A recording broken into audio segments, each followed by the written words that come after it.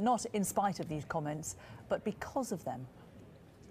Jane, certainly it's the case that Trump is reaching a certain section of the Republican base and the American electorate, but by and large, Trump stands very little chance of actually winning. I think the real effect of Trump is in terms of shifting the terms of debate and shifting the discourse in terms of how his rhetoric is perceived by the larger public. I would say, though, that he's been escalating his rhetoric. He began by talking about Mexicans coming and being drug dealers and rapists, and then he escalated that to say that, you know, we should expand surveillance to mosques and then create a Muslim database, and now he's saying that we should ban Muslims.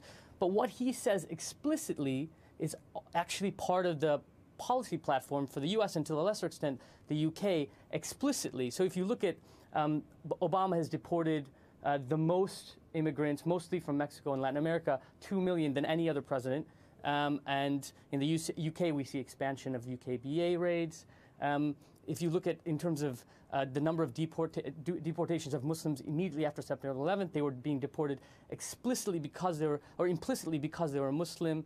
You see surveillance of mosques because they're Muslim. You see that in the US, they've said that they don't want to accept as many Syrians because they're Muslim. You're seeing the same kind of actions happen here. So although the rhetoric might be seen as sort of an abomination, in terms of policy, it's not that dissimilar to the US and the UK.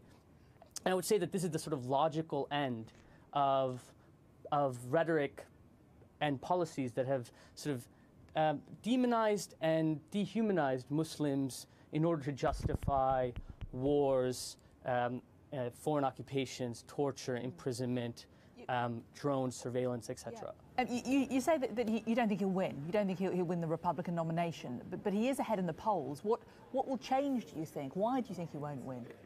I think it's a simple demographic question. I mean, Donald Trump is a buffoon, and sort of the White House came out and said as much. But he's a dangerous buffoon, and he's someone whose rhetoric is having real effects on people's lives, particularly Muslims' lives. In the U.S., you're seeing a sort of expansion in terms of people's everyday Muslims being intimidated on the street, in terms of mosques being vandalized. So there is an effect of what Trump is having an effect. He's the front runner. But at the same time, in the general election, it becomes quite difficult. It's a numbers game in the U.S. For someone like Trump to actually win the general election. But in terms of the Republican nomination, I mean, in terms of voters, rural white men, he's appealing to them, and they are very, very big voter numbers in America, aren't they? Yeah, but then you also have the Electoral College, and so it becomes very difficult to lock in those votes enough to overrun the questions of migrants. In terms of Muslim population, in terms of the black population, in terms of urban populations.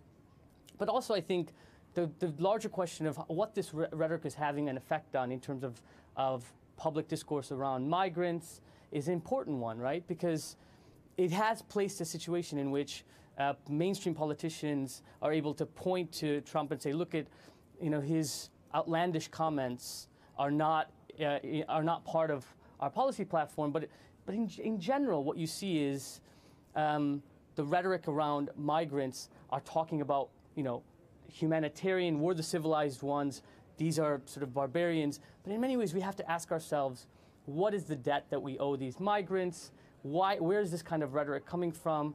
In fact, the reason why these migrants are coming is because their homes have been bombed and because their country is impoverished. And so, in many ways, the U.S. and the UK has been largely responsible for some of the conditions that have occurred, particularly in Syria, Somalia, and other places.